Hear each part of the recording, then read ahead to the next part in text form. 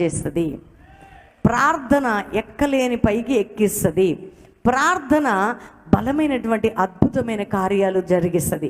అందుకని ప్రార్థన చేయట మానవద్దు. అందరూ చెప్పండి, ఏం మానవద్దు? ఏ కష్టంలోనైనా ఏ సమస్యలోనైనా మనం ఏం చేయాలట? ప్రార్థన. కొంచెం బాధ కలగగానే అయ్యో మాకెవరు లేరని ఏదో ఒకటి ఏదో ఒకటి చేయాలని ఫీలింగ్ అనిపిస్తుంటుంది. కానీ దేవుని బిడ్డలారా, కరువెట్లా, దేశానికి వచ్చిన బ్రతికెట్లా అని కూర్చోలే. ఏం లేదు, ఇప్పుడు ఏలియా దగ్గర సంఘం లేదు, సేవ లేదు, మనుషులు లేరు, జనం లేరు, కానీ దేవుడు ఉన్నాడు ఏలియాతో. నీతో ఎవరు ఉన్నా లేకున్నా యేసు ఉన్నాడు నీకు తోడుగా. ఎప్పుడది? దేవునితో నువ్వు ఉన్నప్పుడు, ప్రార్థనాపరుడిగా ప్రార్థన పరులుగా ఉన్నప్పుడు. ఎందుకంటే దేవుని దగ్గర నీకు కొదవు లేదు. సర్వం ఆయన దగ్గర ఉన్నాయి, సమస్తం ఆయన దగ్గర ఉన్నాయి, అన్నీ ఆయన దగ్గర ఉన్నాయి. దీన్ని ఎవరి దగ్గర తలదించడు ఆయన, తల ఎత్తుతాడు ఆయన. ఆమెన్. తల పైకెత్తేది